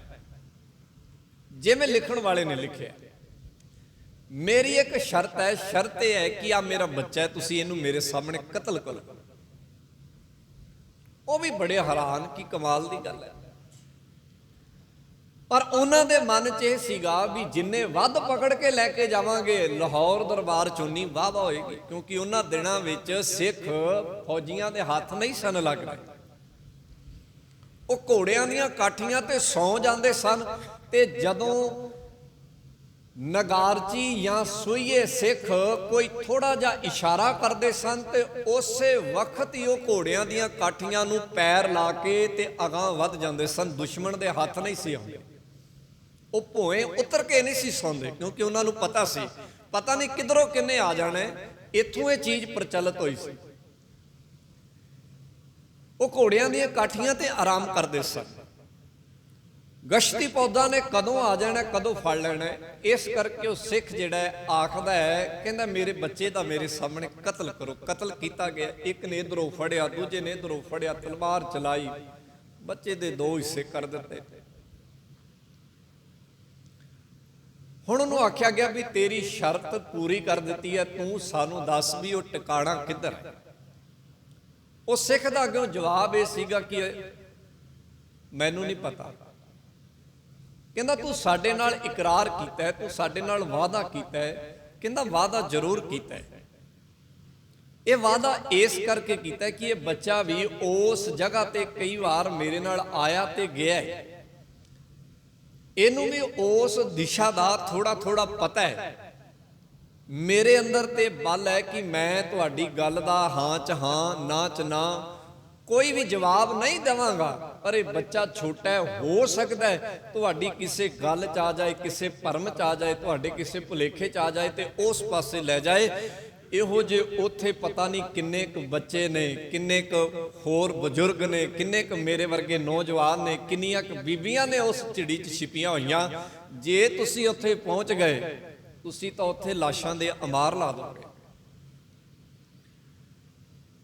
सो ये साडे इतिहास दा वो पक्ष है, ये साडे इतिहास दा वो उज्जल चेहरा है जिहदा जिक्र मैं कर रहा कि गुरमुख दे अंदर आपा वारण दी भावना है। वो आप त्यागदा है, जिन्हों सतगुर ने पवित्र बाणी चों आख्या है, ए मन ऐसी हर स्यों प्रीत कर जैसी जल दुध होए। ए मन ऐसी हर स्यों प्रीत कर जैसी जल दुध होए। आवटन आपे खवै दुध को खपन ना दे। ये वो प्रीत है जिमें दुध विच पानी पा दिता जाता है। दुध ने पानी नूं अपना रूप दिता है, अपने वर्गा बनाया है। फिर पानी ने भी मुल तारिया है कि दुध नूं सड़न तो पहला अपना आपा सड़ाया है। ये गुरमुख दी गल है, ये दुध ते पानी दी गल नहीं। जे गुरु ने सिख नूं अपने वर्गा बनाया, सिख गुरु, गुरु सिख है, इको गुरु उपदेश चलाए, तां सिख ने भी घट नहीं कीती। गुरु की गल ते आँच आने तो पहला उन्हें अपना आप, अपना तन सड़ाया। एक खासियत है गुरमुख की। वो अपने परिवार लई अपना आपा वार सकता है, वो अपने आले दुआले लिए अपना आपा वार सकता है, पर मनमुख च ये चीज़ नहीं। तां ही गुरुदेव कहते मोह कूड़ कुटुंब है। देखो परिवार किसी का माड़ा नहीं होता। गुरुदेव ने परिवार नूं माड़ा नहीं आख्या। इत्थे कुटुंब का जिहड़ा जिक्र आउंदा है ना, ਇਹ ਕੁਟੰਬ ਤੂੰ ਜੇ ਦੇਖਦਾ ਚੱਲੇ ਨਾਹੀਂ ਤੇਰੇ ਨਾਲੇ, ਸਾਥ ਤੇਰੇ ਚੱਲੇ ਨਾਹੀਂ ਤਿਸ ਨਾਲ ਕਿਉਂ ਚਿੱਤ ਲਾਈ। ਆਪਾਂ ਆਨੰਦ ਸਾਹਿਬ ਦੀ ਬਾਣੀ ਚੋਂ ਪੜ੍ਹਦੇ, ਉੱਥੇ ਉਹ ਕੁਟੰਬ ਦੀ ਗੱਲ ਗੁਰਦੇਵ, ਇਹਦੇ ਦੋ ਭਾਵ ਗੁਰਬਾਣੀ ਚ ਲਏ ਜਾਂਦੇ। ਇੱਕ ਭਾਵ ਕੱਲਾ ਇਹਦਾ ਸਰੀਰ ਨਾਲ ਲਿਆ ਜਾਂਦਾ ਹੈ, ਇੱਕ ਭਾਵ ਇਹ ਲਿਆ ਜਾਂਦਾ ਹੈ ਜਦੋਂ ਪਰਿਵਾਰ ਤੇ ਵਿਪਤਾ ਆਉਂਦੀ ਹੈ, ਕਿਸੇ ਇੱਕ ਜੀ ਤੇ ਵਿਪਤਾ ਹੁੰਦੀ ਹੈ। ਮੰਨ ਲਓ ਜੇ 4 ਪਰਿਵਾਰ ਨੇ ਤੇ ਇੱਕ ਜੀ ਤੇ ਇੱਕ ਪਰਿਵਾਰ ਤੇ ਵਿਪਤਾ ਆਈ, ਉਹ ਚਾਰੇ ਗੁਰਮੁਖਾਂ ਵਾਲੇ ਗੁਰਬਾਣੀ ਪੜ੍ਹਨ ਵਾਲੇ ਪਰਿਵਾਰ ਨੇ, ਤਾਂ ਉਹ 3 ਪਰਿਵਾਰ ਉਹਨਾਂ ਦੇ ਨਾਲ ਖੜ ਕੇ ਆਪਣਾ ਆਪਾ ਵਾਰਦੇ ਨੇ। ਇੱਕ ਭਾਵ ਇਹਦਾ ਇਹ ਹੈ ਗੁਰਬਾਣੀ, ਜੋ ਸਾਡੇ 18ਵੀਂ ਸਦੀ ਚ ਅਸੀਂ ਦੇਖਿਆ ਕਿ ਬਜ਼ੁਰਗਾਂ ਨੇ ਜਵਾਨਾਂ ਦੀ ਖਾਤਰ ਤੇ ਜਵਾਨਾਂ ਨੇ ਬੱਚਿਆਂ ਦੀ ਖਾਤਰ ਆਪਣਾ ਆਪਾ ਵਾਰਿਆ, ਬੀਬੀਆਂ ਨੇ ਆਪਣੇ ਪਰਿਵਾਰਾਂ ਦੀ ਖਾਤਰ ਆਪਣਾ ਆਪਾ ਵਾਰਿਆ।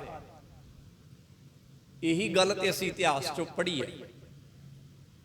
ਕਿੱਡੀ ਕਮਾਲ ਦੀ ਗਾਥਾ ਆਉਂਦੀ ਹੈ ਗੁਰੂ ਅਰਜਨ ਸਾਹਿਬ ਦੇ ਜੀਵਨ ਵਿੱਚ ਕਿ ਇੱਕ ਵਪਾਰੀ, ਪਿਛੋਕੜੋਂ ਦਾ ਬ੍ਰਾਹਮਣ ਹੈ, ਨਾਮ ਉਹਦਾ ਗੰਗਾ ਰਾਮ ਹੈ, ਬਠਿੰਡੇ ਦਾ ਉਹ ਰਹਿਣ ਵਾਲਾ ਹੈ। ਉਹ ਵਪਾਰ ਕਰਨ ਲਈ ਜਦੋਂ ਅੰਮ੍ਰਿਤਸਰ ਨਗਰ ਨਵਾਂ ਵਸਿਆ ਤੇ ਉੱਥੇ ਗਿਆ, ਕੋਲ ਉਹਦੇ ਹੈ ਅਨਾਜ। ਮਨ 'ਚ ਕਿ ਨਵਾਂ ਨਗਰ ਵਸਿਆ, ਕੋਈ ਦੁਕਾਨ ਨਹੀਂ ਖੁੱਲੀ ਹੋਣੀ, ਕੋਈ ਥੋ ਪਤਾ ਨਹੀਂ ਹੋਣਾ, ਇਸ ਕਰਕੇ ਉੱਥੇ ਮੇਰਾ ਮਾਲ ਮਹਿੰਗੇ ਰੇਟ ਵਿਕ ਜਾਏਗਾ। ਜਦੋਂ ਉਹ ਆਪਣਾ ਮਾਲ ਉੱਥੇ ਅਨਾਜ ਉੱਥੇ ਲੈ ਕੇ ਗਿਆ, ਉਹਨਾਂ ਦਿਨਾਂ 'ਚ ਪਿਰਥੀਏ ਨੇ ਕੀ ਕੀਤਾ ਹੋਇਆ ਸੀ, ਜਿਹੜਾ ਦਸਵੰਧ ਆਉਂਦਾ ਸੀ ਗੁਰੂ ਘਰ ਨੂੰ ਉਹਨੂੰ ਬਦਲ ਦਿੱਤਾ ਸੀ, ਉਹਨੂੰ ਉਹ ਲਾਂਭੇ ਰੱਖ ਦਿੰਦਾ ਸੀ। ਇਸ ਕਰਕੇ ਗੁਰੂ ਘਰ 'ਚ ਇੱਥੋਂ ਤੱਕ ਨੌਬਤ ਆ ਗਈ ਕਿ ਇੱਕ ਦਿਨ ਗੁਰੂ ਘਰ 'ਚ ਸੁੱਕੇ ਛੋਲੇ ਵੀ ਨਹੀਂ ਰਹੇ। ਕਿਸੇ ਨੇ ਦੱਸਿਆ ਕਿ ਐਵੇਂ ਵਪਾਰੀ ਆਇਆ, ਮਹਾਰਾਜ ਨੇ ਉਸ ਵਪਾਰੀ ਕੋਲੋਂ 5 ਮਣ ਅਨਾਜ ਲਿਆ, ਬਾਜਰਾ ਲਿਆ ਕਹਿੰਦੇ, ਉਹਨੇ ਦੇ ਦਿੱਤਾ ਤੇ ਮਹਾਰਾਜ ਨੇ ਆਖਿਆ ਵੀ ਪੈਸੇ ਤੈਨੂੰ ਵਿਸਾਖੀ ਤੇ ਦਵਾਂਗੇ। ਅਗਲੇ ਦਿਨ ਵੀ, ਫਿਰ ਅਗਲੇ ਦਿਨ ਵੀ, ਕਈ ਦਿਨ ਉਹਦੇ ਕੋਲੋਂ ਇਹ ਅਨਾਜ ਲੈਂਦੇ ਰਹੇ।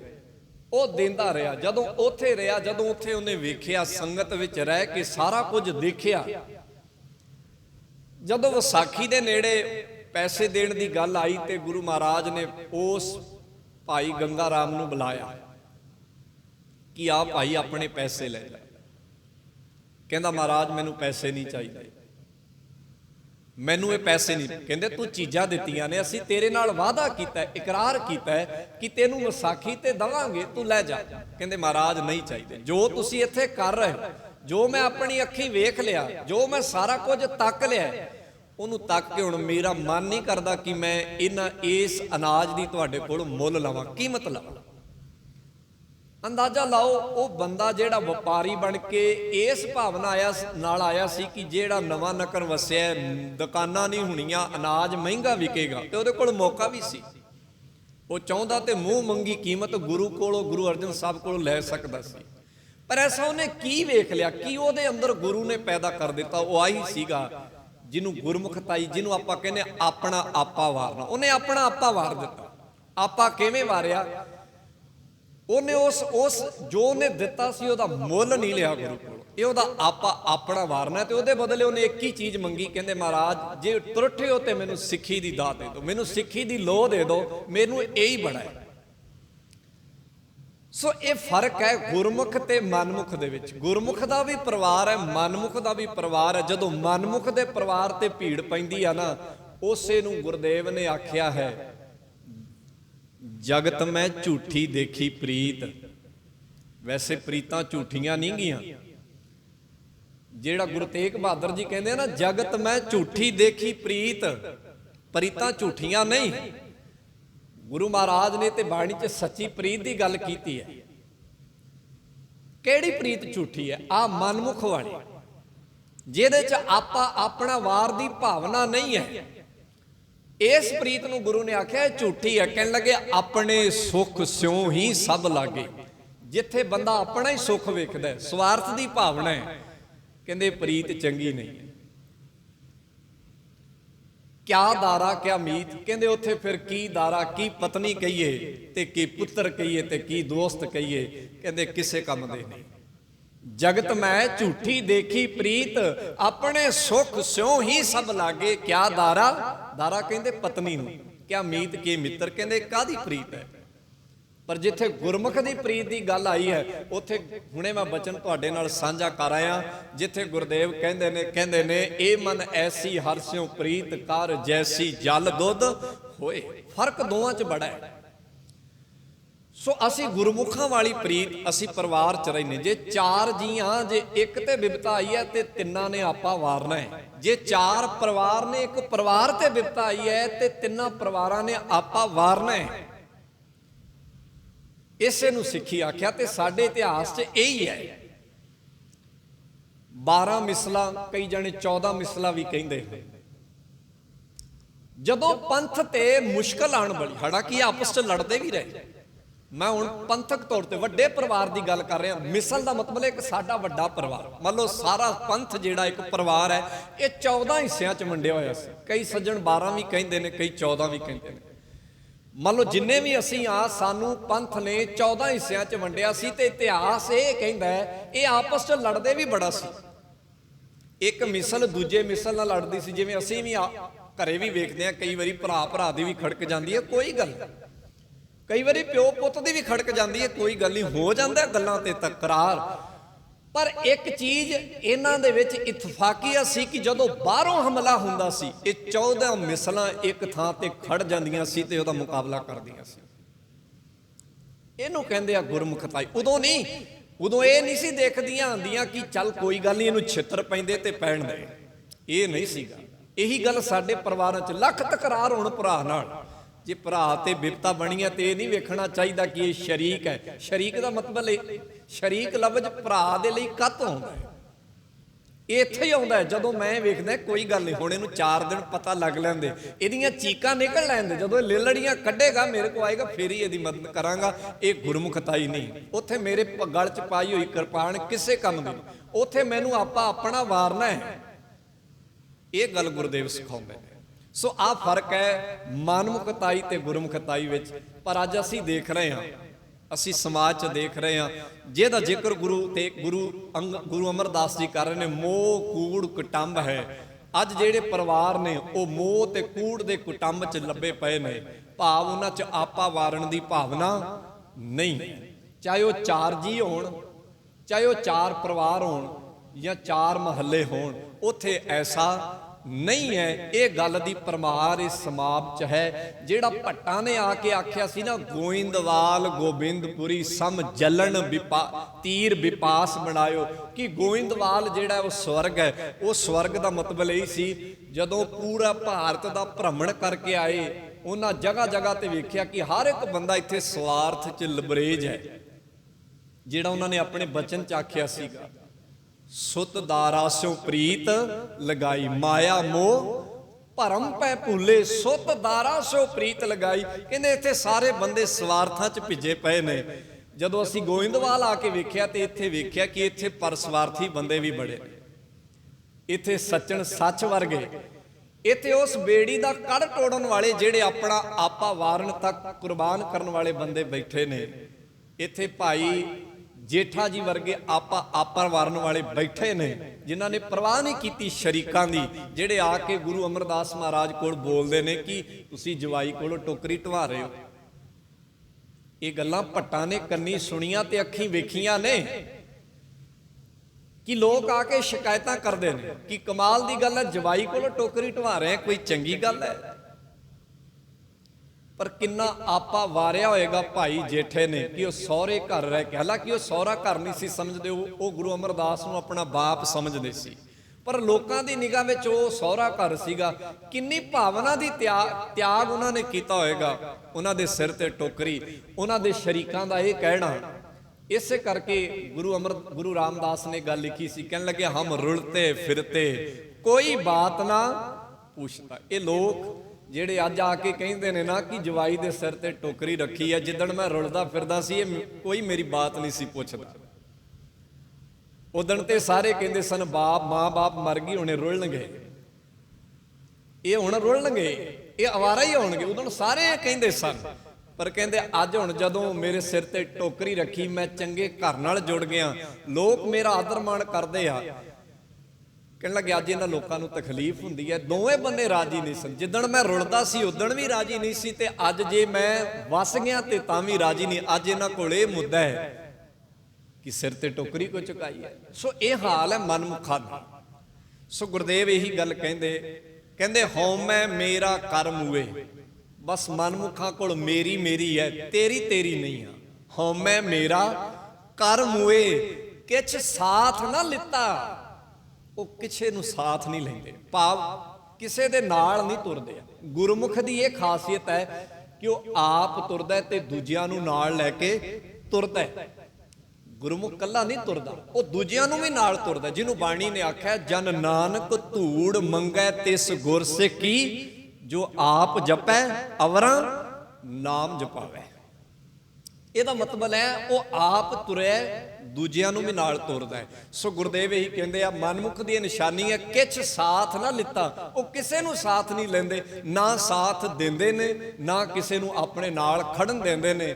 ਇਸੇ ਕਰਕੇ ਗੁਰਦੇਵ ਕਹਿੰਦੇ ਸਿਰ ਉੱਪਰ ਜਮਕਾਲ ਨਾ ਸੁਝਈ। ਉਹਨਾਂ ਦੇ ਸਿਰ ਤੇ ਸਮਝ ਲਓ ਮੌਤ ਦਾ ਹਰ ਵੇਲੇ ਡਰ ਖੜਾ ਹੈ। ਇਸ ਗੱਲ ਦੀ ਉਹਨਾਂ ਨੂੰ ਸਮਝ ਨਹੀਂ। ਦੂਜੇ ਪਰਮਿਤਾ ਉਹ ਭਰਮ ਚ ਪਏ ਹੋਏ ਨੇ।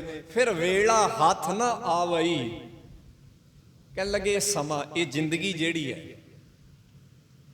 ਇਹ ਵੇਲਾ ਹੈ, ਇਹ ਪੁਲਾਂ ਦੇ ਥੱਲਿਓਂ ਲੰਘਣ ਵਰਗਾ ਪਾਣੀ ਹੈ। ਇਹ ਕਮਾਨ ਵਿੱਚੋਂ ਛੱਡਿਆ ਗਿਆ ਤੀਰ ਹੈ, ਇਹ ਮੂੰਹ ਵਿੱਚੋਂ ਨਿਕਲਿਆ ਹੋਇਆ ਬੋਲ ਹੈ। ਇਹ ਜ਼ਿੰਦਗੀ ਇਸ ਤਰ੍ਹਾਂ ਦੀ ਹੈ, ਜਿਵੇਂ ਮੂੰਹ ਚੋਂ ਨਿਕਲਿਆ ਬੋਲ ਵਾਪਸ ਨਹੀਂ ਮੁੜਦਾ, ਜਿਵੇਂ ਤੀਰ ਚੋਂ ਕਮਾਨ ਚੋਂ ਛੱਡਿਆ ਹੋਇਆ ਤੀਰ ਵਾਪਸ ਨਹੀਂ ਮੁੜਦਾ, ਜਿਵੇਂ ਪੁਲਾਂ ਥੱਲੋਂ ਨਿਕਲਿਆ ਪਾਣੀ ਵਾਪਸ ਨਹੀਂ ਮੁੜ ਲਿਆ। ਜਿਹੜਾ ਵੇਲਾ ਮਿਲ ਗਿਆ ਲੰਘ ਗਿਆ ਉਹ ਵਾਪਸ ਨਹੀਂ ਮੁੜਦਾ। ਕਹਿੰਦੇ ਫਿਰ ਵੇਲਾ ਹੱਥ ਨਾ ਆਵਈ। ਉਹ ਮਨਮੁਖੋ ਇਹ ਜ਼ਿੰਦਗੀ ਦੁਬਾਰਾ ਹੱਥ ਨਹੀਂ ਆਉਣੀ। ਇਸੇ ਕਰਕੇ ਗੁਰਦੇਵ ਕਹਿੰਦੇ ਨੇ ਨਾ, ਅਸੀਂ ਰੋਜ਼ ਪੜ੍ਹਦੇ ਹਾਂ ਮਨ ਗੁਰਮਿਲ ਕਾਜ ਸਵਾਰੇ। ਉਹਦਾ ਭਾਵ ਇਹ ਹੈ ਕਿ ਇਹ ਸਮਾਂ ਬਤੀਤ ਹੁੰਦਾ ਜਾ ਰਿਹਾ ਹੀ। ਜਿੰਨੀ ਜਲਦੀ ਹੋ ਸਕਦਾ ਤੂੰ ਗੁਰਮੁਖਤਾਈ ਵਾਲੇ ਪਾਸੇ ਆ ਜਾ, ਆਪਾ ਤਿਆਗ ਵਾਲੇ ਪਾਸੇ ਆ ਜਾ। ਕਹਿੰਦੇ ਫਿਰ ਵੇਲਾ ਹੱਥ ਨਾ ਆਵਈ ਜਮਕਾਲ ਵਸ ਕੀਤਾ। ਮਨਮੁਖ ਜਿਹੜਾ ਸਮਝ ਲਓ ਜਮਕਾਲਾਂ ਦੇ ਵਸ ਵਿੱਚ ਪਿਆ ਹੋਇਆ ਹੈ, ਭਾਵ ਐਸੀ ਇੱਕ ਡੂੰਗੀ ਖੱਡ ਵਿੱਚ ਡਿੱਗਿਆ ਜਿੱਥੋਂ ਉਹਦਾ ਨਿਕਲਣਾ ਬੜਾ ਅਸੰਭਵ ਜਿਹਾ ਤੇ ਬੜਾ ਨਾਮੁਮਕਿਨ ਜਿਹਾ ਲੱਗ ਰਿਹਾ। ਉਹ ਹੌਸਲਾ ਹਾਰ ਚੁੱਕਾ ਹੈ। ਗੁਰਦੇਵ ਅਖੀਰ ਤੇ ਕਹਿੰਦੇ ਜੈਹਾ ਧੁਰ ਲਿਖ ਪਾਇਓ ਸੇ ਕਰਮ ਕਮਿਤਾ। ਕਹਿੰਦੇ ਜਿਵੇਂ ਦਾ ਉਹਦੇ ਧੁਰ ਅੰਦਰ ਲਿਖਿਆ। ਧੁਰ ਦਾ ਮਤਲਬ ਅਸੀਂ ਅੱਗੇ ਵੀ ਕਈ ਵਾਰੀ ਸਮਝਿਆ ਕਿ ਸਾਡੇ ਅੰਦਰ ਦੀ ਸਭ ਤੋਂ ਪਹਿਲੀ ਚੀਜ਼, ਜਿੱਥੇ ਕੋਈ ਚੀਜ਼ ਉਕਰਦੀ ਹੈ, ਇਹਨੂੰ ਗੁਰਦੇਵ ਨੇ ਆਖਿਆ ਹੈ ਜੀਉ। ਇਹਨੂੰ ਗੁਰਦੇਵ ਨੇ ਬਾਣੀ 'ਚ ਜੀਉ ਵੀ ਆਖਿਆ, ਇਹਨੂੰ ਗੁਰਦੇਵ ਨੇ ਸੁਰਤ ਵੀ ਆਖਿਆ, ਇਹਨੂੰ ਗੁਰਦੇਵ ਨੇ ਅੰਦਰ ਦੀ ਜੋਤ ਵੀ ਆਖਿਆ। ਇਹਦੇ ਲਈ ਕਈ ਨਾਮ ਨੇ, ਭਾਵ ਜਿੱਥੋਂ ਕੋਈ ਫੁਰਨਾ ਫੁੱਟਦਾ, ਜਿੱਥੋਂ ਕੋਈ ਚੀਜ਼ ਨਿਕਲਦੀ ਹੈ। ਆਪਾਂ ਇਹਨੂੰ ਸੌਖਾ ਜਿਹਾ ਜੇ ਸਮਝਣਾ ਹੋਵੇ, ਜਿਵੇਂ ਧਰਤੀ ਹੈ, ਧਰਤੀ ਦੀ ਉਹ ਤਲ ਜਿੱਥੋਂ ਬੀਜ ਪੈਦਾ ਹੁੰਦਾ। ਜੇ ਤੁਸੀਂ ਉੱਪਰ ਵੀ ਬੀਜ ਰੱਖ ਦੋ ਤੇ ਬੀਜ ਪੈਦਾ ਨਹੀਂ ਹੁੰਦਾ, ਉਹਨੂੰ ਇੱਕ ਤਲ 'ਚ ਜਾਣਾ ਪੈਂਦਾ, ਇੱਕ ਟਿਕਾਣੇ ਤੇ ਜਾਣਾ ਪੈਂਦਾ, ਫਿਰ ਉਹ ਜੜ੍ਹਾਂ ਫੜਦਾ। ਇਵੇਂ ਜਿਹੜੇ ਵਿਚਾਰ ਨੇ ਤੇ ਵਿਚਾਰਾਂ ਤੋਂ ਬਾਅਦ ਕਰਮ ਬਣਦੇ ਨੇ, ਇਹਨਾਂ ਦੀ ਇੱਕ ਤਲ ਹੈ ਸਾਡੇ ਅੰਦਰ, ਉਹਨੂੰ ਗੁਰਦੇਵ ਧੁਰ ਕਹਿੰਦੇ ਨੇ। ਕਹਿੰਦੇ ਜਿਹੋ ਜਿਹੇ ਇਹਦੇ ਧੁਰ ਦੇ ਅੰਦਰ ਵਿਚਾਰ ਲਿਖੇ ਨੇ, ਜਿਵੇਂ ਦੀ ਇਹਦੀ ਸਮਝ ਹੈ, ਇਹ ਮਨਮੁਖ ਉਵੇਂ ਦਾ ਹੀ ਕਰਮ ਕਰਦਾ ਹੈ। ਜੇ ਹਾਂ ਧੁਰ ਲਿਖ ਪਾਇਓਨ ਸੇ ਕਰਮ ਕਮਿਤਾ। ਇਹਨੇ ਉਹੋ ਜਿਹੇ ਕਰਮ ਕਮਾ ਲਏ, ਭਾਵ ਕਿਵੇਂ ਦੇ ਅਹੰਕਾਰ ਵਾਲੇ। ਇਹਨੇ ਸਵਾਰਥੀ ਕਰਮ ਕਰ ਲਏ, ਇਹਨੇ ਮੈਂ ਮੇਰੀ ਵਾਲੇ ਕਰਮ ਕਰ ਲਏ। ਇਹਨੂੰ ਸਮਝ ਨਹੀਂ ਲੱਗੀ ਕਿ ਜ਼ਿੰਦਗੀ ਦਾ ਵੇਲਾ ਨਿਕਲ ਰਿਹਾ ਹੈ, ਇਹਦਾ ਕੁਝ ਹੱਲ ਕਰਨਾ ਹੈ। ਇਹ ਕਰਮ ਇਹਦੇ ਜਿਨ੍ਹਾਂ ਦਾ ਜ਼ਿਕਰ ਗੁਰਦੇਵ ਪਿੱਛੇ ਕਰਕੇ ਆਏ ਸੋ ਕੀਤਾ। ਸੋ ਇਸ ਪੌੜੀ ਵਿੱਚ ਮਨਮੁਖ ਦਾ ਜ਼ਿਕਰ ਆਇਆ, ਖਾਸ ਕੁਝ ਗੱਲਾਂ ਗੁਰਦੇਵ ਨੇ ਕਹੀਆਂ। ਇਹਦੀ ਵਿਆਖਿਆ ਸ਼ਲੋਕ ਵਿੱਚ ਜਿਹੜੀ ਹੈ ਉਹ ਅੱਗੇ ਹੋਰ ਕਰਨਗੇ। ਅੱਜ 30 ਤਰੀਕ ਹੈ, ਗੁਰੂ ਸਾਹਿਬ ਜੀ ਦਾ ਗੁਰਵਾਈ ਦਿਵਸ ਵੀ ਹੈ। ਦੋ ਗੁਰੂ ਪਾਤਸ਼ਾਹਾਂ ਦੇ, ਇੱਕ ਦਾ ਜੋਤੀ ਜੋਤ ਤੇ ਇੱਕ ਦਾ ਗੁਰਵਾਈ ਦਿਵਸ। ਸੋ ਇਹਦੇ ਬਾਰੇ ਅਸੀਂ 8 ਤਰੀਕ ਨੂੰ ਵਿਚਾਰ ਸਾਂਝੀ ਕਰਾਂਗੇ। ਮਨ ਮੇਰਾ ਵੈਸੇ ਅੱਜ ਸੀਗਾ, ਪਰ ਇੱਕ ਲੜੀ 'ਚ ਹੀ ਹੈ, ਤੀਜੇ ਪਾਤਸ਼ਾਹ, ਚੌਥੇ ਪਾਤਸ਼ਾਹ ਤੇ ਪੰਜਵੇਂ ਪਾਤਸ਼ਾਹ। ਇਹਨਾਂ 3 ਪਾਤਸ਼ਾਹਾਂ ਦਾ ਗੁਰਵਾਈ ਦਿਵਸ ਤੇ ਜੋਤੀ ਜੋਤ ਦਿਵਸ ਜਿਹੜਾ ਹੈ, ਪੰਜਵੇਂ ਪਾਤਸ਼ਾਹ ਨੂੰ ਛੱਡ ਕੇ 2 ਪਾਤਸ਼ਾਹਾਂ ਦਾ ਇਸ ਦਿਨਾਂ 'ਚ ਹੈ। ਇੱਕ ਲੜੀ ਹੈ, ਇਹਦੇ 'ਚ ਕੁਝ ਖਾਸ ਗੱਲਾਂ ਬਾਣੀ 'ਚ ਨੇ ਇਹਨਾਂ ਤਿੰਨਾਂ ਪਾਤਸ਼ਾਹੀਆਂ ਬਾਰੇ, ਇਹਨਾਂ ਦੇ ਜੋਤੀ ਜੋਤ ਬਾਰੇ ਤੇ ਇਹਨਾਂ ਦੇ ਗੁਰਤਾ ਗੱਦੀ ਬਾਰੇ। ਸੋ ਉਹਦੀ ਚਰਚਾ ਆਪਾਂ 8 ਤਰੀਕ ਨੂੰ, 7 ਤਰੀਕ ਨੂੰ ਤੇ 6 ਤਰੀਕ, 3 ਦਿਨ ਕਰਾਂਗੇ। ਬਹੁਤ ਖਾਸ ਨੁਕਤੇ ਨੇ ਜਿਹੜੇ ਬਾਣੀ 'ਚ ਨੇ। ਪਹਿਲੇ ਪਾਤਸ਼ਾਹ ਤੋਂ ਲੈ ਕੇ ਉਹਨਾਂ ਨੇ ਗੁਰਗੱਦੀ ਬਾਰੇ ਜੋ ਚੀਜ਼ਾਂ ਲਿਖੀਆਂ ਨੇ ਉਹਦਾ ਮੈਂ ਥੋੜਾ ਥੋੜਾ ਜ਼ਿਕਰ ਕਰਾਂਗਾ, ਕਿਉਂਕਿ ਸਾਡੇ ਵਾਸਤੇ ਸਮਝਣਾ ਬੜਾ ਜ਼ਰੂਰੀ ਆ। ਅਸੀਂ ਰੋਜ਼ ਪੜ੍ਹਦੇ ਹਾਂ ਕਿ ਸਭ ਸਿੱਖਨ ਕੋ ਹੁਕਮ ਹੈ ਗੁਰੂ ਮਾਨਿਓ ਗ੍ਰੰਥ। ਇੱਥੋਂ ਤੱਕ ਪਹੁੰਚਣ ਦੇ ਲਈ ਕੀ ਕੁਝ ਹੋਇਆ, ਇਹ ਗ੍ਰੰਥ ਤੱਕ ਜਿਹੜਾ ਹੋਕਾ ਅਸੀਂ ਰੋਜ਼ ਦਿੰਦੇ ਆ, ਇੱਥੋਂ ਤੱਕ ਪਹੁੰਚਣ ਲਈ ਪਿੱਛੇ ਜੋ ਹੋਇਆ ਮੈਂ ਉਹੀ ਗੱਲਾਂ ਸਾਂਝੀਆਂ ਕਰਾਂਗਾ ਜਿਹੜੀਆਂ ਗੁਰਬਾਣੀ 'ਚ ਨੇ। ਗੁਰਬਾਣੀ 'ਚ ਇਹਨਾਂ 5 ਪਾਤਸ਼ਾਹੀਆਂ ਦੀ ਗੁਰਤਾ ਗੱਦੀ ਬਾਰੇ ਬੜਾ ਵਿਸਤਾਰ ਸਹਿਤ ਜ਼ਿਕਰ ਹੈ। ਪਹਿਲੇ ਪਾਤਸ਼ਾਹ ਦਾ, ਦੂਜੇ ਪਾਤਸ਼ਾਹ ਦਾ, ਤੀਜੇ ਪਾਤਸ਼ਾਹ ਦਾ, ਚੌਥੇ ਪਾਤਸ਼ਾਹ ਦਾ, 5ਵੇਂ ਪਾਤਸ਼ਾਹ ਦਾ। ਸੋ ਇਕੱਠੀ ਅਸੀਂ ਇਹ ਵਿਚਾਰ ਨੂੰ ਲੜੀ 'ਚ ਸਮਝ ਲਵਾਂਗੇ ਤਾਂ ਕਿ ਗੱਲ ਸਾਡੀ ਸਮਝ 'ਚ ਆ ਜਾਏ। ਸੋ ਇਸ ਕਰਕੇ ਅੱਜ ਆਪਾਂ ਵਿਚਾਰ ਸਾਂਝੀ ਨਹੀਂ ਕੀਤੀ। 6 ਤਰੀਕ, 7 ਤਰੀਕ ਤੇ 8 ਤਰੀਕ, 8 ਤਰੀਕ ਨੂੰ ਆਪਾਂ ਇਹਦੀ ਸਮਾਪਤੀ ਕਰਾਂਗੇ। ਆਸ ਹੈ ਕਿ ਆਪ ਸਾਰੇ ਜਣੇ ਸਹਿਯੋਗ ਕਰੋਗੇ। ਵਾਹਿਗੁਰੂ ਜੀ ਕਾ ਖਾਲਸਾ, ਵਾਹਿਗੁਰੂ ਜੀ ਕੀ ਫਤਿਹ। ਰਾਮਕਲੀ ਮਹੱਲਾ ਤੀਜਾ। ਆਨੰਦ ਏਕ ਓੰਕਾਰ ਸਤਿਗੁਰ ਪ੍ਰਸਾਦ। ਆਨੰਦ ਪਿਆ ਮੇਰੀ ਮਾਏ ਸਤਿਗੁਰੂ ਮੈਂ ਪਾਇਆ। ਰਾਗ ਰਤਨ ਪਰਵਾਰ ਭਰੀਆਂ ਸ਼ਬਦ ਗਾਵਣ ਆਈਆਂ। ਕਹਿ ਨਾਨਕ ਆਨੰਦ ਹੋਵਾ ਸਤਿਗੁਰੂ ਮੈਂ ਪਾਇਆ। ਹਰ ਨਾਰ ਹੋ ਤੂੰ ਮਨ ਮੇਰੇ ਦੁਖ ਸਭ ਵਿਸਾਰਣਾ। ਸਮਨਾ ਗਲਾ ਸਮਰੱਥ ਸੁਆਮੀ ਸੋ ਕਿਉ ਮਨੋ ਵਿਸਾਰੇ। ਸਾਚੇ ਸਾਹਿਬਾ ਕਿਆ ਨਹੀਂ ਕਰਤੇ ਰਹਿ। ਸਦਾ ਸਿਫਤ ਸਲਾਹ ਤੇਰੀ ਨਾਮ ਮਨ ਵਸਾਵੇ। ਕਹਿ ਨਾਨਕ ਸੱਚੇ ਸਾਹਿਬ ਕਿਆ ਨਹੀਂ ਕਰਤੇ ਰਹਿ। ਸਾਚਾ ਨਾਮ ਮੇਰਾ ਆਧਾਰੋ। ਘਰ ਸ਼ਾਂਤ ਸੁਖ ਮਨ ਆਇ ਵਸਿਆ ਜਿਨ ਇੱਛਾ ਸਭ ਪੁਝਾਈਆਂ। ਕਹਿ ਨਾਨਕ ਸੁਣੋ ਸੰਤੋ ਸ਼ਬਦ ਤਰੋ ਪਿਆਰੋ। ਸਾਚਾ ਨਾਮ ਮੇਰਾ ਆਧਾਰੋ ਵਾਜੇ। ਘਰ ਸੁਭਾਗੈ ਸ਼ਬਦ ਵਾਜੇ ਕਲਾ ਜਿਤ ਕਰ ਧਾਰਿਆ। ਤੁਰ ਕਰਮ ਪਾਇਆ ਤੂ ਜਿਨ ਕੋ ਸੇ ਨਾਮ ਹਰ ਕੈ ਲਾਗੇ। ਆਨੰਦ ਸੁਨੋ ਵਡ ਭਾਗਿਓ ਸਗਲ ਮਨੋਰਥ ਪੂਰੇ। ਦੁਖ ਰੋਗ ਸੰਤਾਪ ਤਰੇ ਸੁਣੀ ਸੱਚੀ ਬਾਣੀ। ਸੁਣ ਤੇ ਪੁਨੀਤ ਕਹਿਦੇ ਪਵਿੱਤ ਸਤਿਗੁਰ ਰਹਾ ਪਰ ਪੂਰੇ। ਬਿਨਵੰਤ ਨਾਨਕ ਗੁਰ ਚਰਨ ਲਾਗੇ ਵਾਜੇ ਅਨਹਦ ਤੂਰੇ। ਵਾਹਿਗੁਰੂ ਜੀ ਕਾ ਖਾਲਸਾ, ਵਾਹਿਗੁਰੂ ਜੀ ਕੀ ਫਤਿਹ। ਤੂੰ ਠਾਕੁਰ।